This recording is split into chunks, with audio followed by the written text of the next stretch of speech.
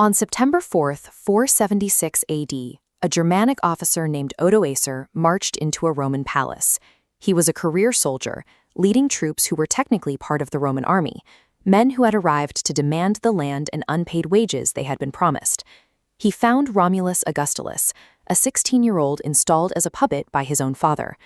The boy sat in oversized robes, on an empty throne, sharing a name with the mythical founder of Rome, yet holding a title that meant almost nothing outside the palace walls. Where is the legendary final battle? Why is the city still standing? Why is the greatest superpower in history ending with a teenager quietly stepping down on an ordinary Tuesday? This was an administrative revolt. Odoacer, a general within the Roman system, simply deposed the child emperor he no longer had a reason to serve. The empire Odoacer conquered was already a fragment of its former self. By 476, Britain, Gaul, Spain, and North Africa had already fractured into independent kingdoms, leaving the Western emperor with little more than a title. The handover of power happened with a whimper of paperwork. The dramatic crash we expect from history was actually a quiet exit from a stage that had been empty for generations. By the time of the coup, the Western Roman Empire barely controlled the Italian peninsula itself. Former territories like Britain, Gaul, Spain, and North Africa had already broken away, evolving into independent, fractured kingdoms that no longer answered to Rome. Instead of executing his predecessor, Odoacer quietly pensioned Romulus Augustulus off. The last Western emperor was simply retired, disappearing into the obscurity of a private estate.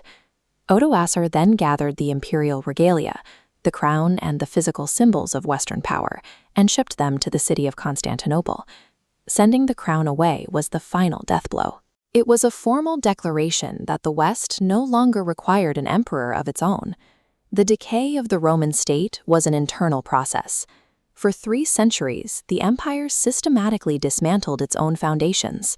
A critical failure was the reliance on foederati.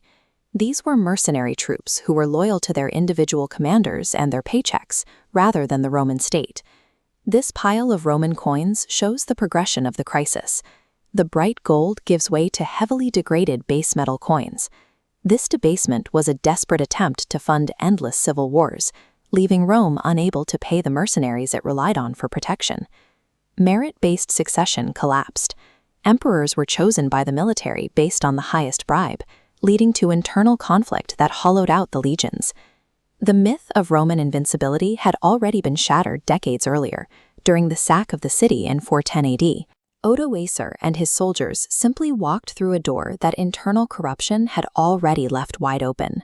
Almost no one living through 476 AD realized they were witnessing a great turning point in history. There was no panic in the streets. This Roman road remained in active use long after the empire was gone.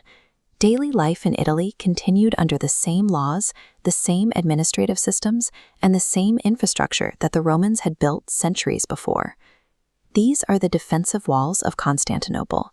While the West fractured, the Eastern Roman Empire thrived behind these fortifications for another 1,000 years, maintaining the Roman state until 1453.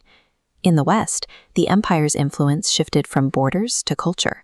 Latin evolved into the Romance languages, and Roman legal codes became the foundation for modern legal systems across the globe.